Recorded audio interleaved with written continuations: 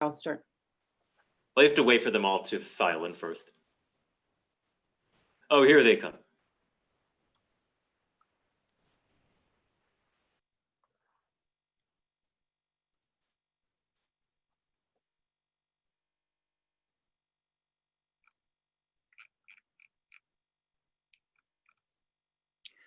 Good evening. My name is Nora Krug, and I'm Executive Director of the Vancouver Holocaust Education Center. It is my pleasure to welcome you all to the kickoff of a virtual event series with acclaimed author and graphic artist, Nora Krug. This series is presented by the German Consulate General in Vancouver in cooperation and with the support of the Vancouver Holocaust Education Center, the University of British Columbia, and the University of Victoria.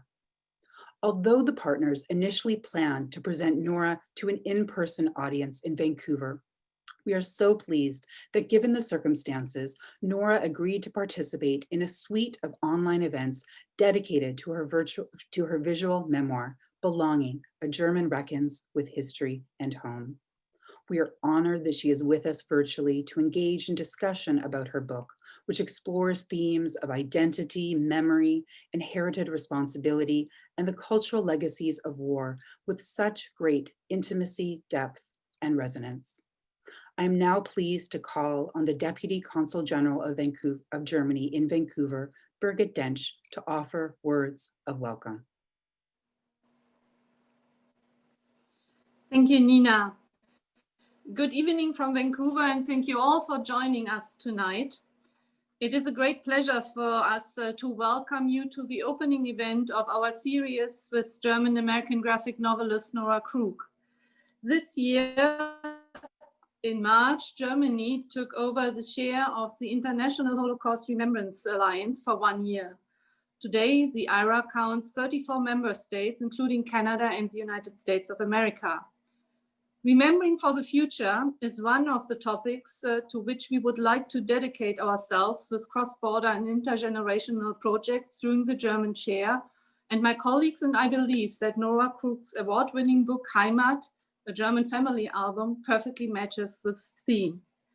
Today, people in the midst of our society question the Holocaust, trivialize and falsify history. They are looking for the answers to today's challenge in nationalism, in isolation from strangers, and stir up anti-Semitism and racism. Anti-Semitism is a sign of a profound anti-democratic ideology.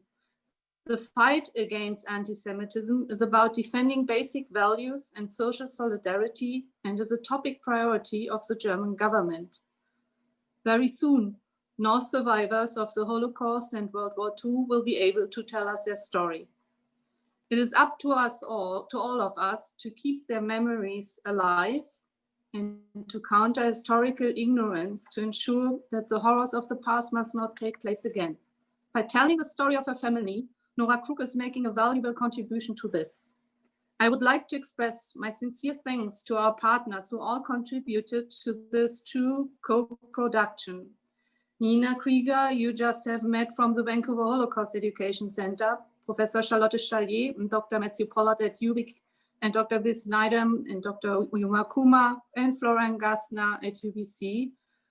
And of course, our two main ladies for tonight, Marsha Lederman and Nora Krug. And now, without further delay, I wish you a very interesting and delightful evening with Nora Krug and Marsha Lederman, and give back to Nina. Thank you very much. Thank you very much, Deputy Consul General Dench. Now, a few technical notes for today's program, which is being held via Zoom webinar. You will see that all participants are muted and that your video feeds have been disabled. As noted in your registration confirmation, today's program will be recorded. The chat function has been disabled. That said, the speakers will be very pleased to welcome your questions, which you can submit via the Q&A function. If you have a question, please type it into the Q&A function, which is located at the bottom or on the top of your Zoom window. We will endeavor to respond to as many questions as possible towards the end of our time together. Now, without further ado, it is my absolute pleasure to introduce Marsha Lederman, who will engage Nora in conversation this evening and facilitate questions from the audience. Marsha is the Western arts correspondent for the Globe and Mail, where she writes about books and visual art, among other cultural matters. She is the child of Holocaust survivors, and her memoir, Kiss the Red Stairs, Intergenerational Trauma, the Holocaust, and Me, is scheduled to be published by McClelland and Stewart in 2022. Marsha grew up in Toronto and began her journalism career in commercial radio in Ontario before moving to CBC Radio, where she held a variety of positions, including national arts reporter. She's lived here in Vancouver since 2007. We are thrilled that Marsha is with us to engage Nora in dialogue about the intergenerational legacies of the Holocaust. I would now like to welcome Marsha, who will introduce Nora. Thank you so much for that, Nina. Really appreciate it. And good evening, everyone. It's wonderful to see so many people joining us tonight. I can't see you, don't worry. But I see that you have joined and we're really thrilled to have you. Our guest this evening, as you know, certainly by now, is an esteemed author and illustrator whose graphic memoir about her family's difficult past has moved me very much. Nora Krug was born in Karlsruhe, Germany in 1977 to parents whose parents were adults during the Second World War. Early in life, she studied classical music. She attended the Arts Academy established by Paul McCartney in Liverpool, England, and earned her MFA at the School of Visual Arts in New York, where she has lived for nearly 20 years now. She has received fellowships from Fulbright, the Guggenheim Foundation, the Maurice Sendak Foundation, and many others. She is Associate Professor of Illustration at the Parsons School of Design. Her visual memoir, Belonging, A German Reckons with History and Home, won a 2019 National Book Critics Circle Award and was chosen as a Best Book of the Year by the New York Times, The Guardian, NPR, and others. It is extraordinary. So let's get to it. Please welcome Nora Krug, who joins us from somewhere in New York State tonight, where she is on vacation. Hello, Nora. Hi, thanks for having me. Thank you so much for joining us and for making time for this while you're supposed to be relaxing. So hopefully it won't be too difficult. Let's start with your childhood. Growing up in Germany, what did you know about the war and your family's role in it? Well, as a child, I didn't know anything about my family's role in the war. I also knew little about the war, but I grew up in a house whose backyard was directly connected to the US military air base.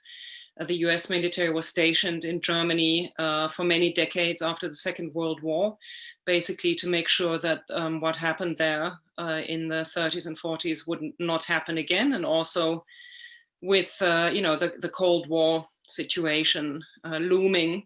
So in my hometown, the American military was stationed in a neighborhood that was basically directly adjacent to our backyard. And I saw the airplanes, the military airplanes landing and taking off on a daily basis directly over our house. So as a child, I knew that there was a foreign power basically that was stationed in our country because we had once done something really wrong.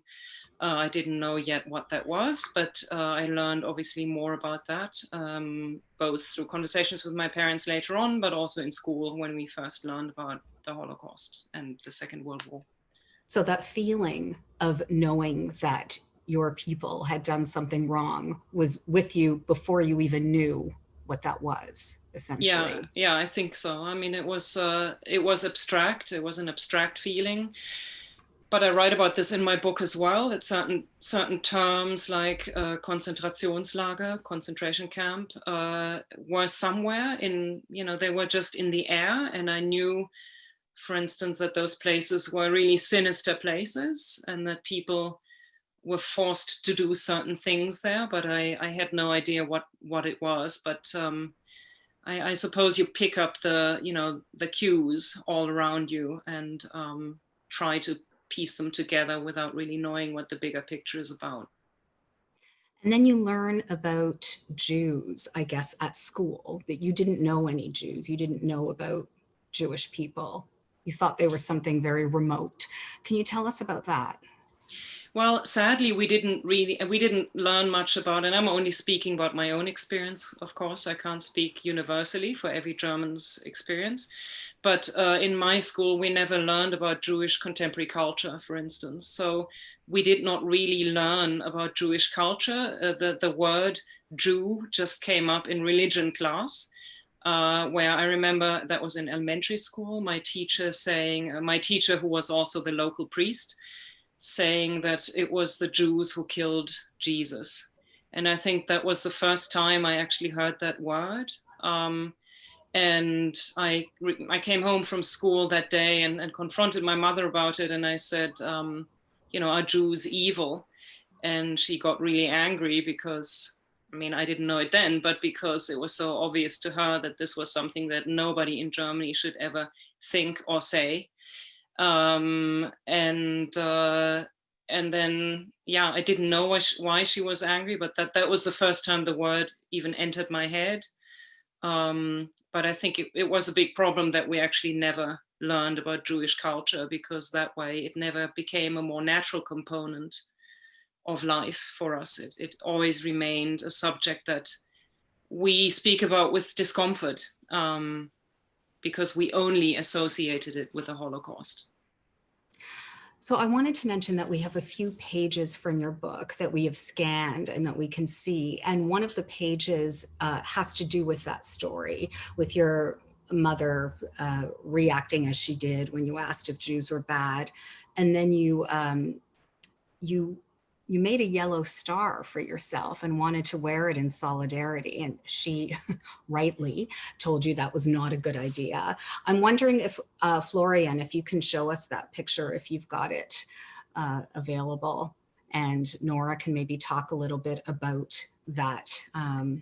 Yeah, so this was a little bit later on. I forgot how old I was, but it was probably when I was 12 or 13 that we learned about the Holocaust in school.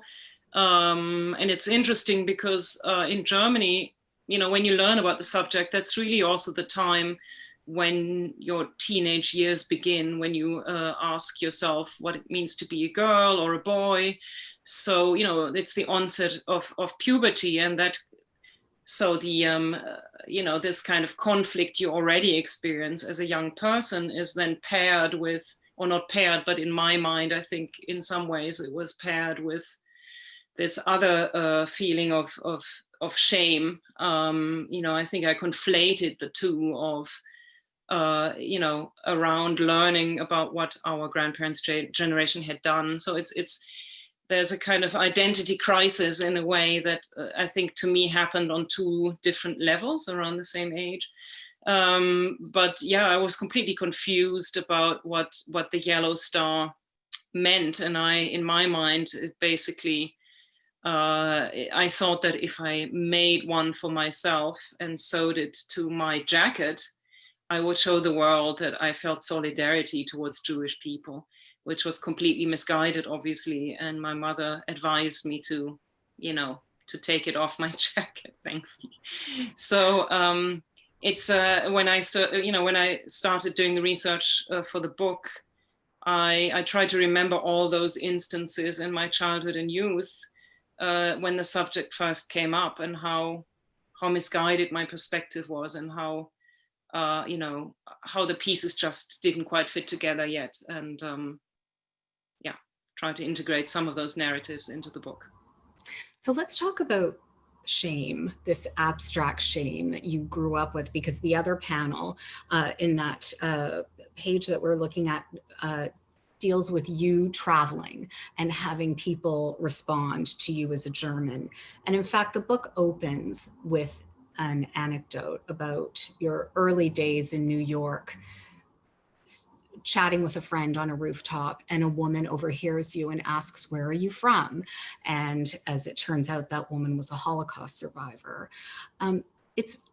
I found it very interesting that you started the book that way. It was as if to make this declaration that for the pain and suffering that you've dealt with in your life and your family dealt with.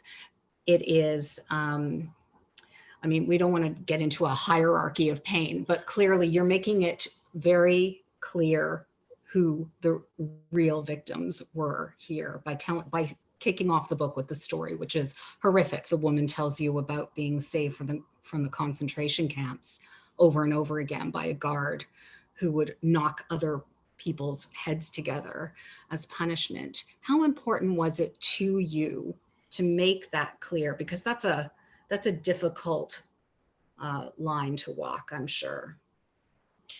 You mean in terms of the victim? The victimhood. Yeah. I mean, that was one of my biggest concerns and also challenges when I first embarked on this project, was that my book could be misunderstood as me victimizing Germans or downplaying German atrocities or diminishing what Germans had done, what knowingly done. Where in fact the goal of my book had always been to understand better how the memory of the war and living with the legacy of the atrocities we committed is lived through from generation by generation, and also how this memory is passed on from generation to generation and shifts over time. So even bringing up the words pain and suffering in the context of the German experience is something I find very difficult to do. I actually try not to do that. I'm not saying that Germans did not suffer during the war. I think they did, but it was a self-imposed suffering. They had, they had made the wrong choices, and so but at the same time, the book was, needed to be about my experience. I mean, the whole point was for me to broach this subject of, what was actually the German experience, to shed a more complex light on the German war experience, because I think it's an experience that's not very much represented at all, and in the popular media, not at all, in Hollywood. I mean, you don't really get any idea of what the German war experience was like. And, there were so many different experiences a German person could have living through the Nazi regime and the war. And I just wanted to paint a more complex picture than what I felt was available. Because I also found myself often confronted with negative stereotypes as a German living abroad. And I just wanted to, to just create a narrative that would potentially shed some light on that perspective. But so, writing about my own family and sometimes about my family's wartime loss was very difficult. I think those were the most difficult moments in the book. For instance, my paternal grandfather lost his brother. He vanished in Russia as a soldier, and up to today, we don't know how or where he died. His remains were never found. And he was completely against the Nazi ideology. I mean, he was not a resistance fighter either, but he did not want to fight in the war. He was married to a Swiss woman. He lived in Switzerland. He had no interest in going back to Germany to be a soldier. And the letters he wrote to his wife and children from the front line were just love letters. There was not a single heroic word or a single, word that would have expressed his sympathies for the Nazi regime. And they were very humane letters. And I felt that it was important enough to show them, to show excerpts and then to illustrate the excerpts. And I think that was one of the most difficult moments for me in creating the book, was those particular illustrations. How do you convey this sense of a German loss without creating a sense of sentimentality or false victimhood? And, I worked a lot in my book with landscape images when talking about loss. I use landscape photography in the book as a sort of passive portrait, internal snapshot of what I felt at a given time. Again, because I thought it would be problematic to show my, sad face or my disappointed face. So I chose to use landscape photography to fulfill that role of, as an emotional carrier, basically, of how I felt when reading those letters, for instance. But then what kind of landscape picture do you choose? I mean, you can't choose one with, you know, the sun going down, because then again, it's too sentimental. So I went through many photographs and chose that one particular photograph very carefully, because I felt like it expressed a certain amount of gloom without conveying the sense of sentimentality. And how do you weigh image with text is another thing, because it's very similar to films where you have narrative and images and music. And sometimes you have a wonderful balance between images and text, but then the music is so emotional that it just makes the whole thing too emotional. So how do you balance it? That was something I was often confronted with while working on the book. That was a very long response. Sorry. It is an amazing balance between photography and text and illustrations, but we'll get to that a little bit later, because I think we really do need to delve into the heart of the matter, which is your family. You embarked on this project. You were going to write about your family, but first you had to learn about your family's history during the Second World War. Were you worried about what you might discover? I'm often asked this, and I'm often wondering why I wasn't. I don't remember feeling worried. I think that the impulse, the urge to ask these questions was so strong that somehow I wasn't worried. I just felt like I needed to know. But that said, I have to say that I think in Germany, if your grandparents were major Nazi figures, you would already know. You would grow up knowing that, because their names would have come up, you know, in the media, or you would have been told something by your family. So I already had a sense that nobody in my family had been responsible for, major atrocities. So I wasn't worried on that level, but even if they had been, I would have wanted to know the truth. But of course, I didn't know what I was going to find. And there were moments during my research during which I was, I felt very uncomfortable. But I can't say I was worried. So you already knew they weren't resistors, because, well, you knew that in your family. And you also look at the voting record of one of the local towns. I think that's another one of the graphics that we have, the voting statistics from 1933 in the local election. I think it's in Karlsruhe. Florian, have you got that graphic available? Exactly, yeah. So you understood that your grandfather was a social democratic voter. Yeah. Yeah, so the Social Democratic Party was the second largest party, I believe. I'm not a historian, but you see it here on the top left, the guy with the hat and the hand up in the air. So that was the second largest number of voters in my hometown, and the first largest was the NSDAP, which was the Nazi party at the center. Then there were many other parties, the Communist Party, the German Center Party, which was a Christian party, and then a few, farmers' parties, tiny ones. But the Social Democratic Party was basically the Nazis' strongest political enemy. So they were amongst the first people persecuted by the Nazis, right, in 1933, when Hitler came to power, or when Hitler was elected.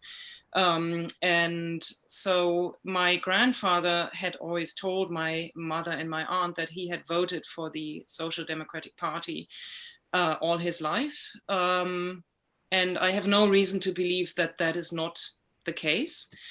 But yeah, so when I went to the archive to find out more about my grandfather, I don't know if I'm going too far ahead in the conversation.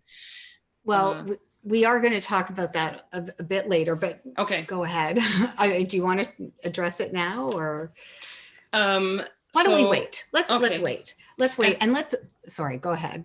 No, I just wanted to make another point about the word resistor. Of course, I knew that my grandfather hadn't been a major part of the resistance movement, the German resistance movement, But then again, it's very difficult to define what resistor means, because there were many ways in which you could resist. I mean, there were whole movements that, you know, with people doing things that risked their lives and the lives of their families. But there were also small things in which you could resist, small ways you could help families in need, or, you know, persecuted families that would not have immediately put your life in danger. And I think that's actually an important thing to, and that I did not know if my grandfather was involved in, because you can't, you know, there's no evidence about every single moment in one's life. You know, there's no documentation of what they did or didn't do throughout their lives. So so I think it's these terms are very difficult terms to define. So let's talk about the two sides of your family. And again, I'm going to ask Florian for a couple of graphics here, because the inside cover and then the in the front is a family tree from your mother's side, and on the back cover is a family tree from your father's side. Florian, can you bring up the mother's side? Wonderful, thank you. So Willie was your main concern, I suppose, your grandfather. What can you tell us about Willie and his wartime experience? Yes, so he was my my mother's father, and he was a car mechanic. The car was a Carl Benz, who, you know, invented Mercedes-Benz, actually was from my hometown. So my hometown was one of the first places where cars were actually made and driven. And so he started out as a car mechanic and then became a driver. And he was a chauffeur before the war. He was the chauffeur for a Jewish man who was in the textile business. So he and that man would drive around the countryside in Germany trying to sell linens to farmers who wanted to marry off their daughters. You know, these, what's it called again in English? Dowry. Dowry, Dowry. exactly.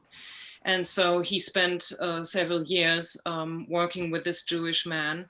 And the narrative that was always told in my family was that eventually this Jewish man told him that he had to go away. I don't know when that was. Based on my research, it was in the beginning of the 30s, so before Hitler came to power. We don't know why he went away, but my aunt always told me that he was very grateful for their good business relationship, work relationship, and because of that left my grandfather with a substantial amount of, not substantial, but, you know, a good amount of money. And I don't know if that was just a story that was told in order to make us feel better. You know, I think every family has these myths that are circulating for decades and for generations sometimes, and we hardly ever question them. And I think that was one of the attempts for me in my book, was to actually press the pause button and say, well, did this really happen? Or is this just something we agree happened and nobody has ever looked into it? The other story that was told in my family was that he never had to hold, because my mother and my aunt confronted my grandfather, obviously, like most Germans did in the 60s. Confront their parents about what they had done during the war. And when my mother did that with him, he kept on saying that because he was later on a driving teacher, he actually taught German soldiers how to drive, and that was why he himself never was sent to the front line. So he always claimed that he had never held a gun in his hands. So that was all I knew about him and his wartime experience. And there was also a story in your family that he might have hidden the Jewish man in a shed behind your house. Yes, so that is a story that that my Swiss side of the family was, you know, mentioning to me, is that he hid his former Jewish employer in the garden shed of, I think, of his sister in his sister's mother. And I mean, who knows if, you know, it's very unlikely that he did. But yeah. So let's talk now about your paternal side. And again, we have a graphic that comes from the book cover, which is your family tree, or the inside cover. And there are two, I'd say, main characters of question here. One is your grandfather and one is your uncle. Let's talk about your grandfather. So the grandfather is the guy with the mustache on the right-hand side with the hay fork. So my father's side of the family came from the countryside, so they were farmers. They had a farm in a village in southern Germany, and so he owned this farm. He was apparently one of the wealthier farmers in town. He had employees. Again,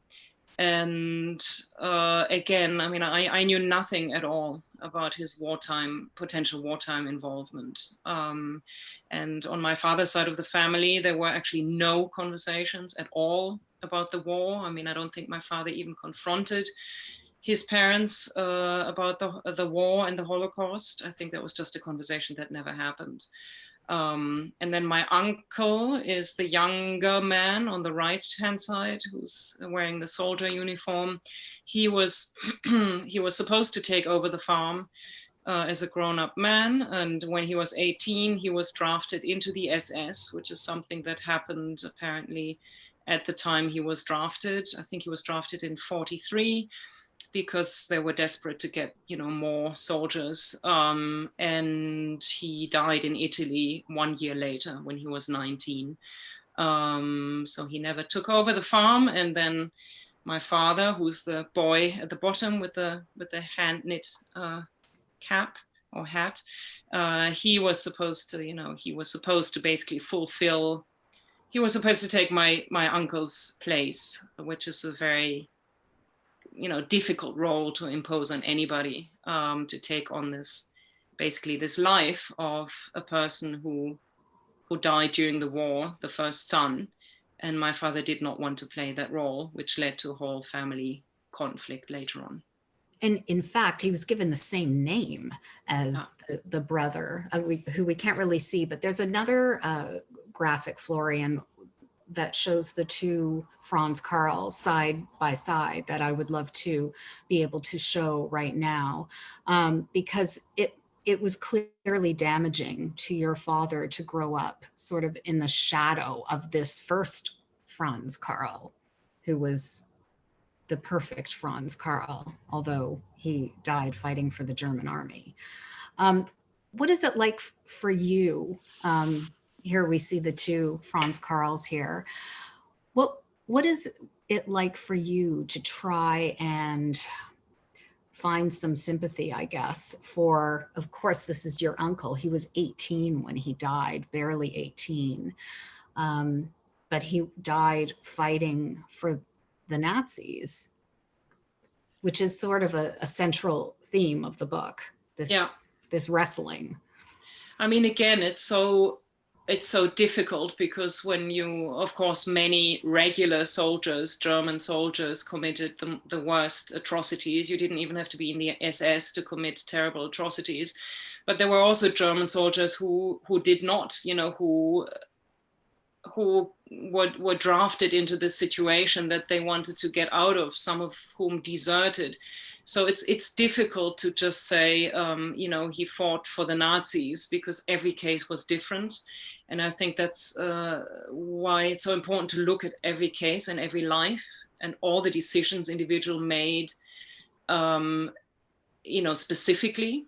And so all that being said, I can't really say that I ever felt sympathy for my uncle. The sympathy that I just expressed for my grandfather's brother who vanished in Russia, for him, I actually had feelings of sympathy because I could tell based on the letters he wrote that he was a very nice man, and he did just not agree with the whole ideology. He did not want to be a soldier. He hated everything about the war. But with this uncle, I have no proof for that. I mean, I read some of the letters he wrote to his family, to my grandparents from the front line. And, there are a few moments in the letters that felt uncomfortable to me, words he used to describe the enemy in quotation mark that didn't sit well with me.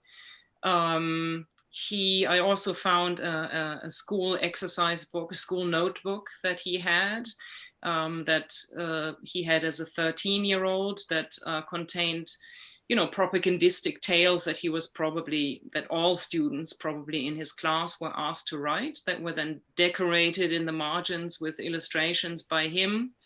There was one that I specifically feature in my book that was entitled "The Jew, a Poisonous Mushroom," which is a horrible story in which Jewish people are compared to poisonous mushrooms, poisoning German society.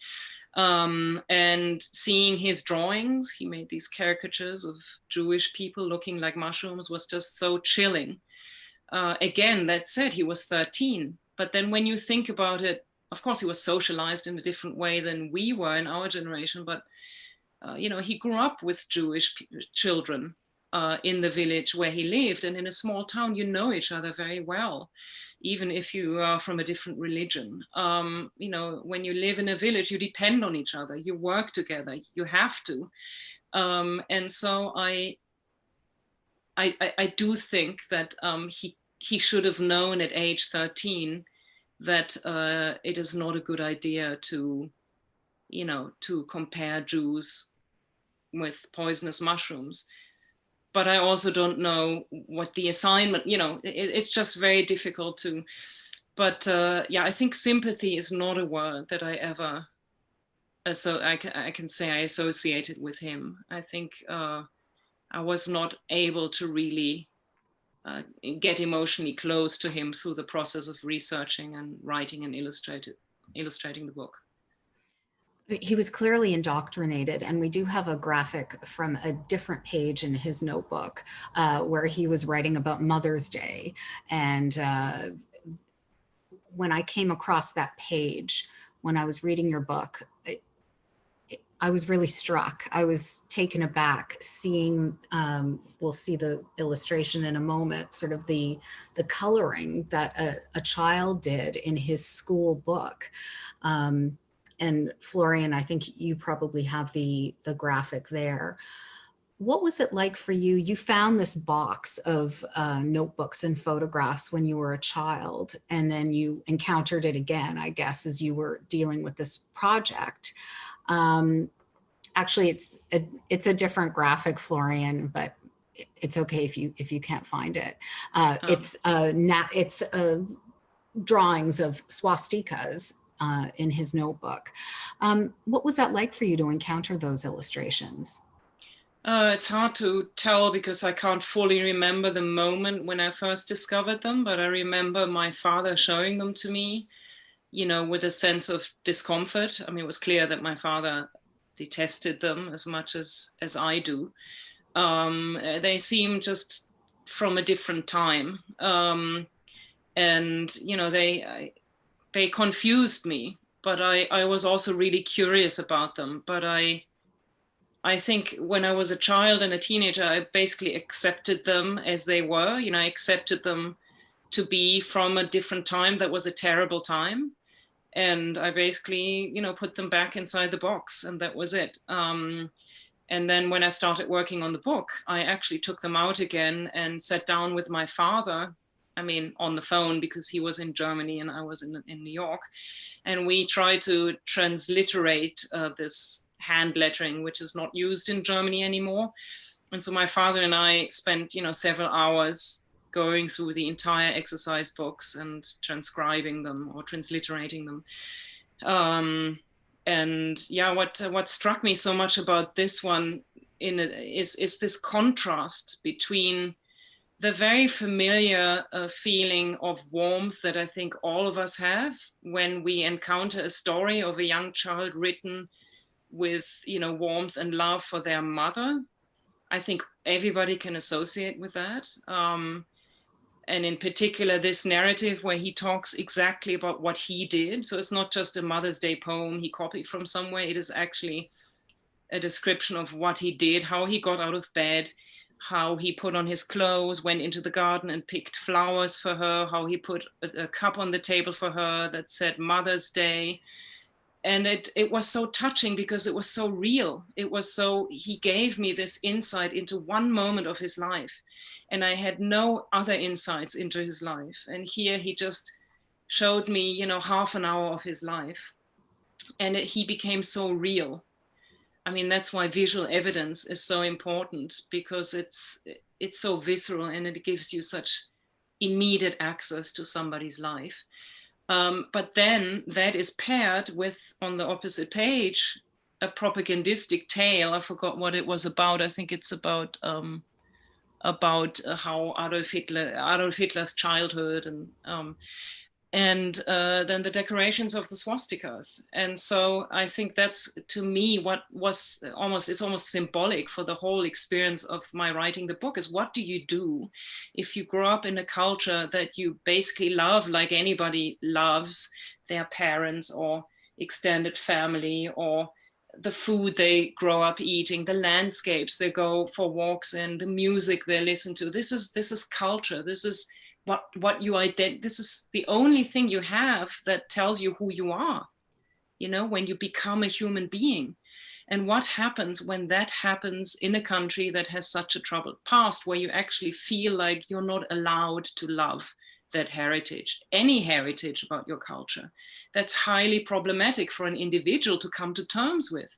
And I think a lot of Germans of my generations are still really struggling with that they cannot not express their appreciation for German cultural heritage, you know, Bach, Beethoven, all that stuff, and still, you know, continue to look back at our troubled past. And to me, this spread somehow symbolizes that, you know, the humaneness on the right-hand page and the absolute terror and you know, lack of humaneness on the other page. And how do you deal with that, basically? And outside of North America, the book is called Heimat, which refers to what you're talking about. It's a German word, and it's about, I guess, that love for home, for where you're from. You can explain it better than I can, but you were raised without that. You didn't learn the words to the national anthem. You didn't learn the German folk songs. There was a big absence for you.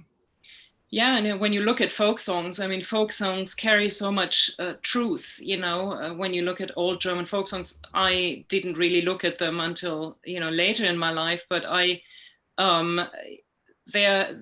they talk about what it means to be a good person, you know, faithfulness, honesty. I mean, all those things that children are supposed to learn in order to contribute positively to society, the importance of nature.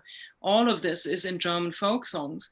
And when you don't learn them and you don't sing them, you just don't have that identification. And I think that's highly problematic. And in my case, it basically led to my mainly identifying with my family, my immediate environment, but not with German, you know, identity as a whole, if there's such a thing. I mean, you know, it's difficult to pin down any cultural identity, but so I think that's something that most countries find actually difficult. I think Germany is not alone, and you know, in America, often the opposite is the case, that people express their love for their country, but they have difficulty really facing the facts of, you know, the history of slavery or the terrible treatment of you know, Native Americans. And I think it's just, why can't we do both? Why should it have to be a conflict? And in Germany, the problem is that a lot of Germans who are willing and you know, open to looking back at the past from a critical angle, they cannot express this love for their culture. And I think Germans should try to learn to do that, because otherwise we leave it to the extreme right to do it for us. And that's a big problem. I want to ask you a couple of things about your grandfathers. There is a terrible Kristallnacht attack in the village, and you pieced together that your grandfather's office was right across the street from the synagogue. So he would have had to have known that this was happening. And you go through various scenarios in your mind about what he might have done that day. Can you talk a little bit about that and how that affects you emotionally? And I believe, again, Florian, that we have a photo that we can show here. a panel of 4 possibilities of what your grandfather might have been doing that day. Yeah. Yeah, so I mean, I always knew the rough location where my grandfather's office had been in my hometown. And I think my hometown is like a small to medium-sized city. But I never knew where the synagogue was until I did this research, which is, you know, again, shocking to me in hindsight. But when I went through the old phone books of my hometown during my archival research, there was a phone book from 1938, the year of the so-called Reichskristallnacht, and it had a map in the back. And so I unfolded the map and I looked for my grandfather's driving school, and I saw that it was in fact located right across from the Jewish Cultural Center, which had the synagogue right behind it. And so I was kind of shocked. Because I knew that this event had happened that same year. And again, though, it was very difficult. You know, of course, he was located right across from it, but it happened, you know, I asked myself, there could have been different scenarios, because was he really standing by his office window when it happened, looking out through the window? Or was he out with a driving student somewhere in a completely different part of town? Was he at home sick? Or was he, in fact, which is the last you know, possibility down there in the corner on the right, was he actually an active participant? Because many people were out on the streets cheering the whole thing on, even beating Jewish people on the street with their sticks and umbrellas. And I have no proof, obviously, of what he did at that moment. Of course, he knew what happened, because everybody knows, you know, when something like that happened, you know. But I don't know exactly what he did and how he responded to what happened, or did not respond, or participated. So again, you know, there are these 3 levels of, you know, opposing, watching, and being a bystander, or actively participating. And throughout the whole book, I found myself, I tried for the book not to condemn too quickly, not to point the finger too quickly and lay the blame, because I think that's just too simple, and also not very effective in understanding what drives people to make certain decisions. I think if we want to really understand how Hitler could have been in power, we need to understand what people were really thinking in a more complex way. But I also didn't want to make him, you know, I mean, free him from the guilt too quickly either. So I found myself the whole time almost as if I had 2 voices in my head. And I don't know if they represented an American and a German one, you know, the German one saying, oh, don't be so hard on him, because people, you know, had to look after their families at the time, and they were forced into certain things. And then this other voice that said, but wait, everybody actually had a choice. People actually did have choices, and they could make choices, even small choices, on a daily basis. And so I kept on kind of swinging back and forth, and I think this image represents this kind of ambiguity for me. Then you uncover a document, a questionnaire that Willie, your grandfather, filled out for the military government of Germany after Germany lost the war. And you learn some information there. And we also have a photograph of that document. What was it like for you to find that piece of paper and to touch it?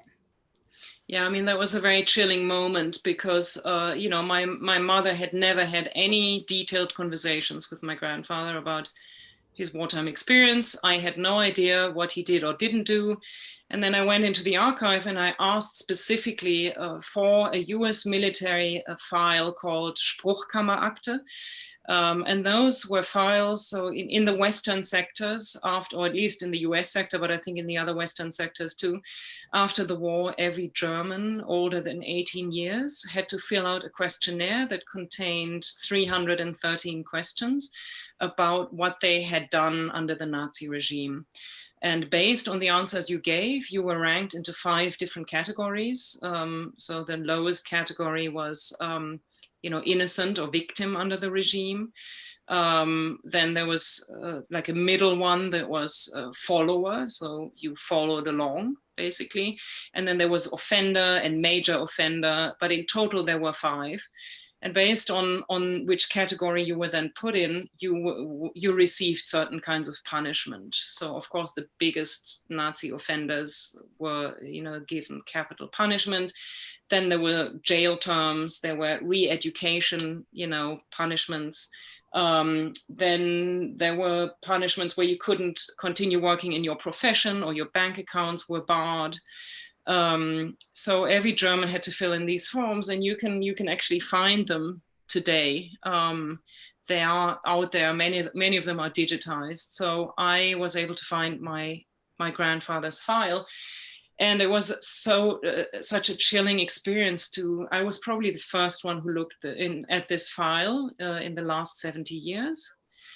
And I opened it, and you don't see it here, but part of it was filled out with blue ink by my grandfather, so with his fountain pen. And just seeing this, I mean, knowing he held this exact piece of paper, it wasn't a photocopy, it was the same exact piece of paper that he had filled out 70 years or some 70 or 80 years, in the past, was just so chilling, but also very intimate in a way, because I felt close to him. I mean, in an uncomfortable way, but still it was a certain closeness that I had never felt to him before. And so on one of the first pages, one of the first questions was, and this is the one highlighted on the right, was, were you a member of the Nazi regime? The Nazi party, sorry. And he replied, yes. I mean, you see it here where it says ja. Yeah. And it was a huge shock, because nobody in my family knew this, and only 15% of all Germans were members of the Nazi party. That was not because more didn't want to join, but that was partly because the Nazis put a stop on admissions early on, when they realized that a lot of people joined for opportunistic reasons.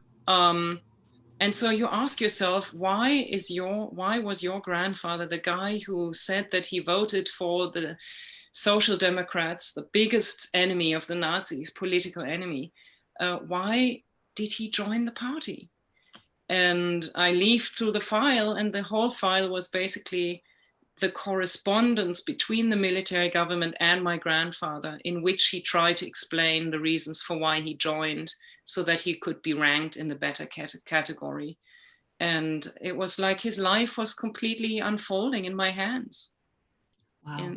And I mean, my mother knew nothing about this. And yeah, it was a very chilling moment. There's a lot more I could ask you, but we have some questions that I want to get to, but I really do need to ask you this question. You've been living in the US for almost 20 years now, and you're married to a Jewish man.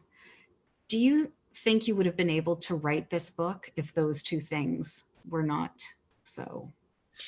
Well, the first thing, living here is definitely one of the main reasons for why I wrote the book. I think when you live as a German amongst Germans, you accept the collective understanding of how we grew up learning about the war. We learned about it mostly on a collective institutional level, and I think Germany has done, I mean, you can't call it a job, but Germany has done a great job institutionally and collectively facing its past, and it has to continue to do that.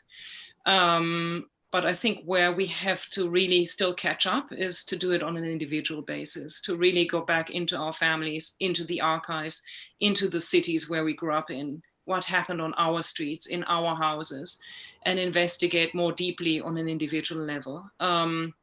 And I don't think I would have done that had I not left Germany, because I think when I lived in Germany, I felt like, I learned everything there's to learn about the war. What else is there to investigate? That was my thinking. But then when I lived, since I've been living in New York, of course, I am an individual, and I'm the German representing my country.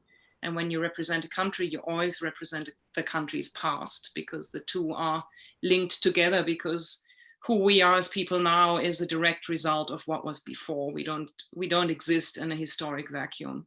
And so I suddenly found myself being faced with my history on a much more personal level. So that drove me to go back and research more. In terms of my marriage to a Jewish man, I thought about it a lot, but I don't think that was a main driving reason for me to write the book. But did it give you some permission on a certain level that you might not have felt otherwise?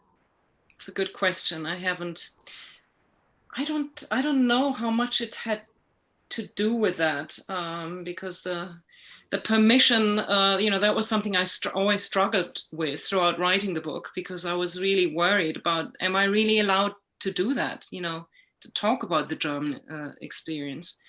I don't know if he was very open to it. He had no problem with it. Maybe if he had a problem with it, I wouldn't have written the book. But I don't know if he made me feel like I had permission specifically. Interesting. All right, what we're going to do is take some questions. Thank you for that, Nora.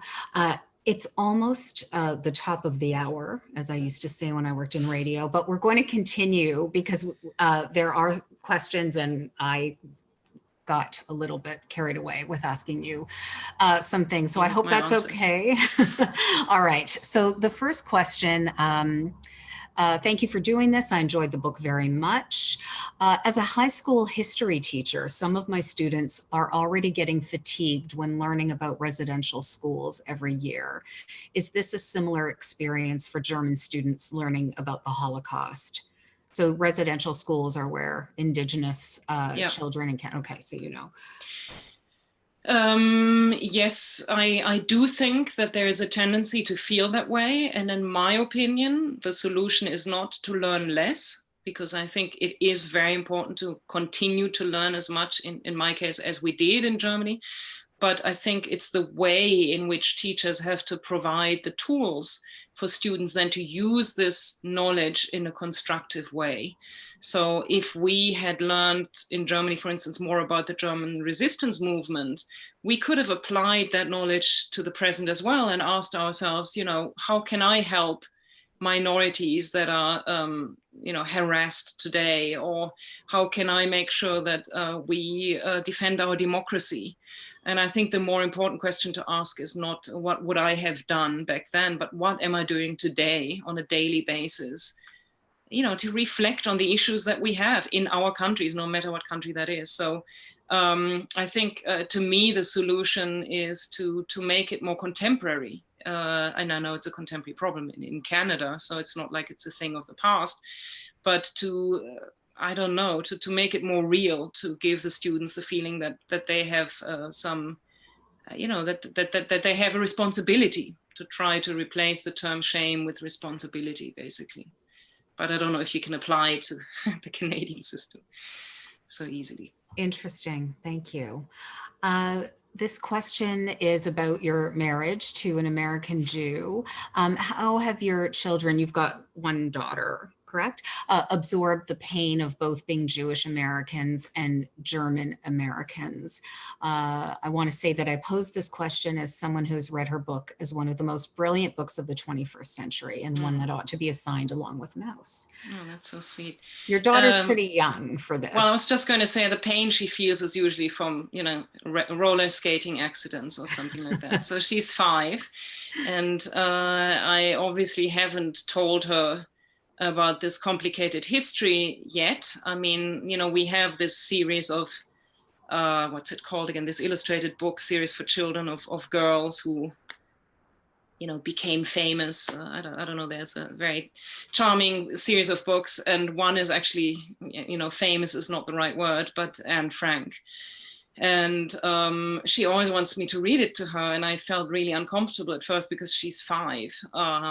And so finally I read it to her, but I changed the text a little bit. And I told her, a long time ago, there was a terrible president. I called him terrible president, who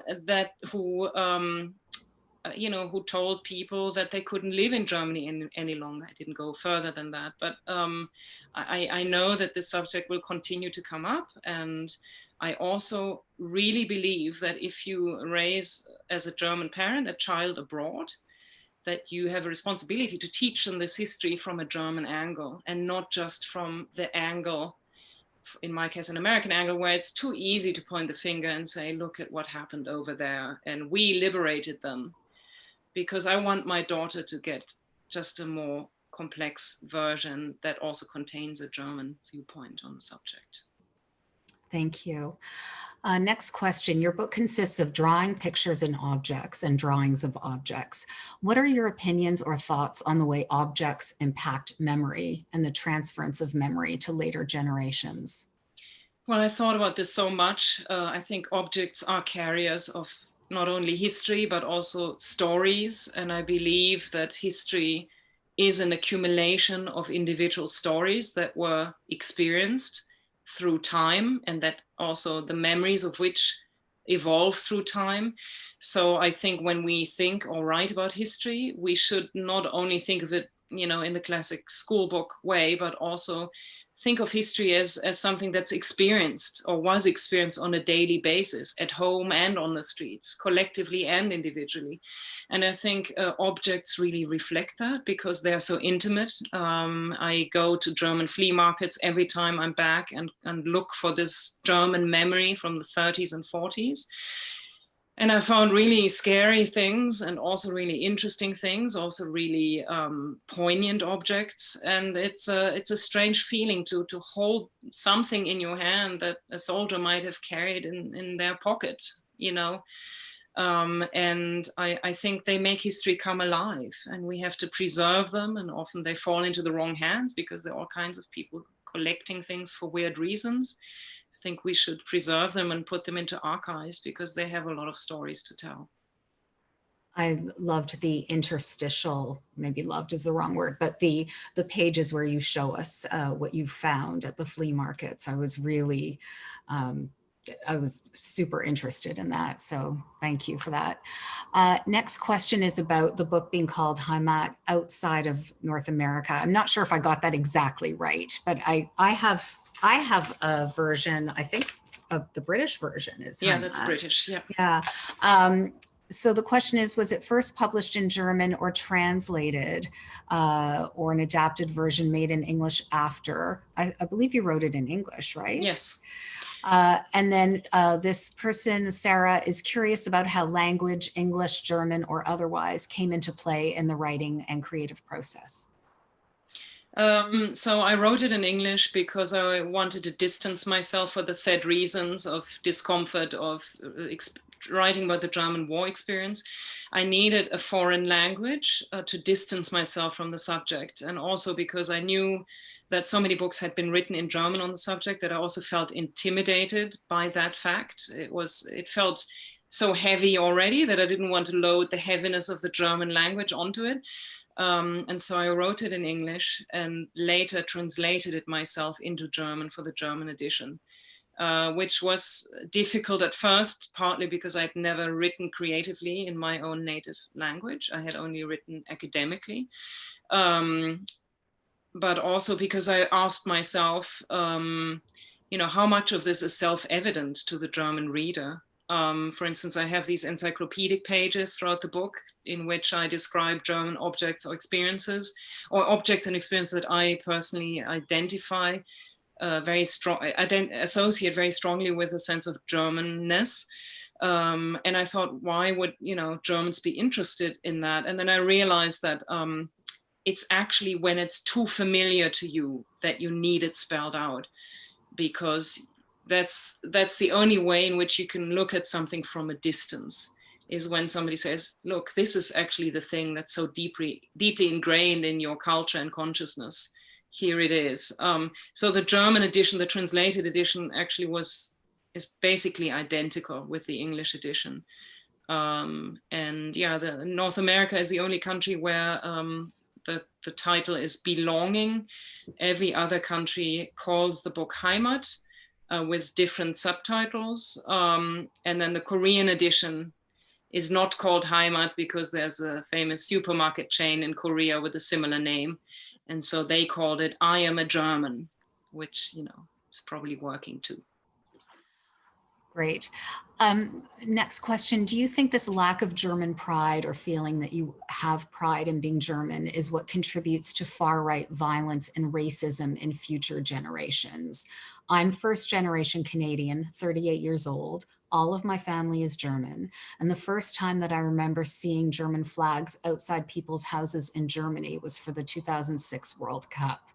How do you strike this balance between shame and pride? You actually write about the World Cup. Maybe not that World Cup. That exact one, same one, because that was also the first time I saw the German flag on the street.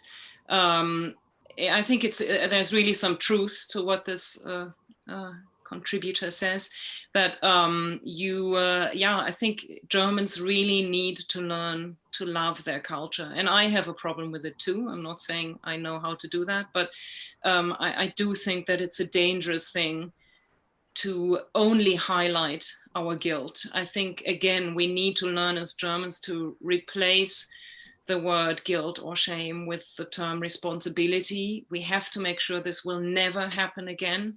And also we have to continue to look back. We have to find new ways and new technologies to preserve the stories of those people who are now dying, the generation who is now dying. We have a lot of work ahead of us, and as long as racism and anti-Semitism and intolerance of other minorities or different ways of thinking exists, we have to continue to fight against them. But at the same time, we have to learn to celebrate our culture and our cultural achievements. Because if we don't do that, I do think people will just express this sense of, I'm sick and tired of feeling guilty, which is very similar to what's happening in the US at the moment. And that's just counterproductive. One of the questions that has come in is, do you see any parallels to the world today, to the rise of fascism that is like what happened in Nazi Germany? You're in the middle of an election. You're a week away from an election in the US. Yeah, I mean, I see a lot of parallels, like many other people do, I'm sure. The way he came to power, I mean, Donald Trump came to power. The words he uses, the way he uses language, the way he degrades others. There are many, many parallels. Saying that he is like Hitler is another thing that I think we should try to avoid to do, because it's just too simple, because if we think he's like Hitler, we come to the wrong conclusions and we make the wrong decisions. So I think we have to, again, look at every dictator from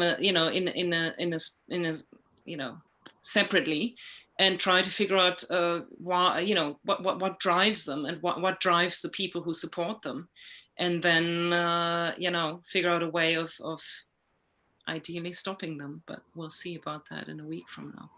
Mm-hmm. Just my opinion. Mm-hmm. Mine too. All right.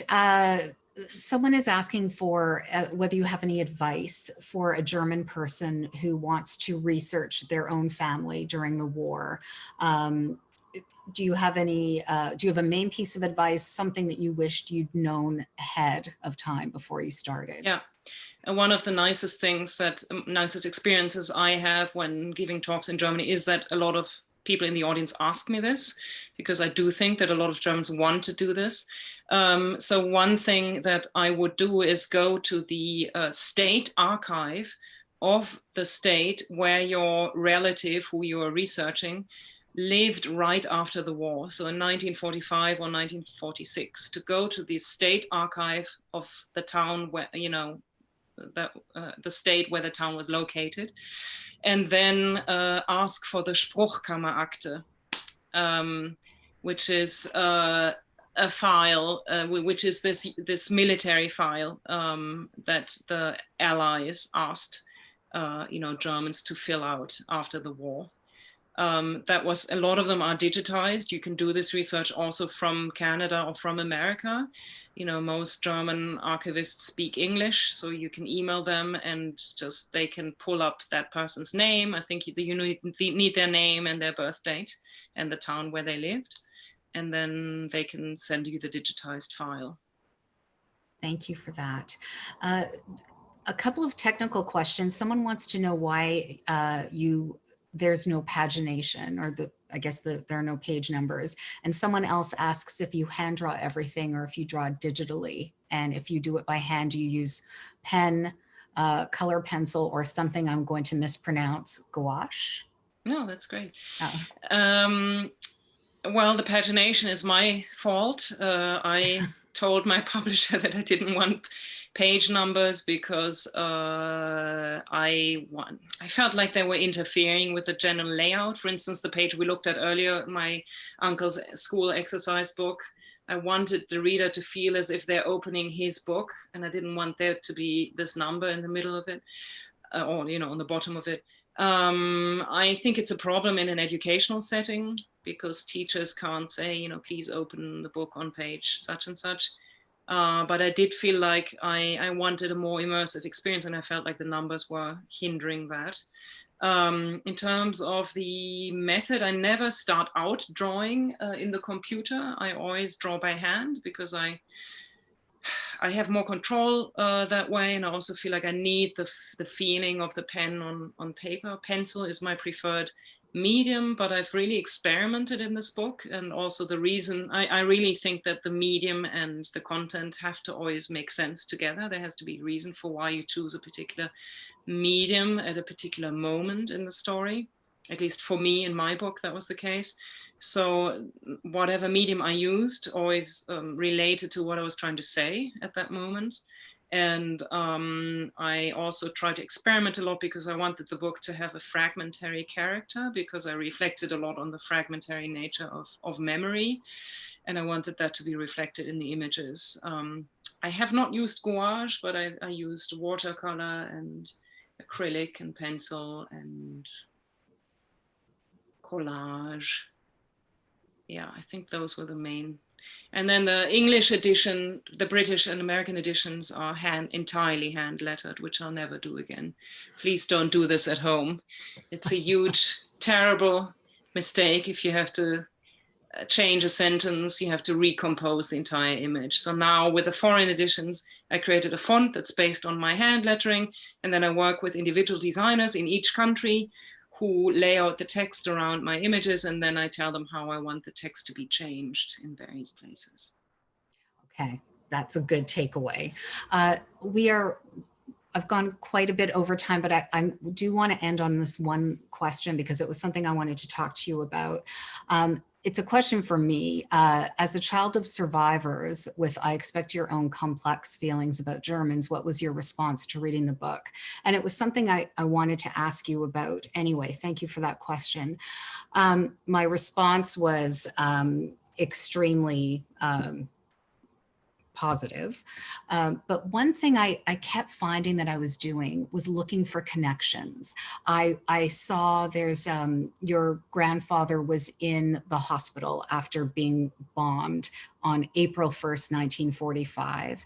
And that is the date that my mother was liberated by US troops. Wow. So I went onto the map and I checked how far away they were from each other. They're 400 kilometers away, but they're exactly in north and south of each other. And I thought that's exactly where the line was moving. And that really struck me how you and I have descended from this same history with very different experiences.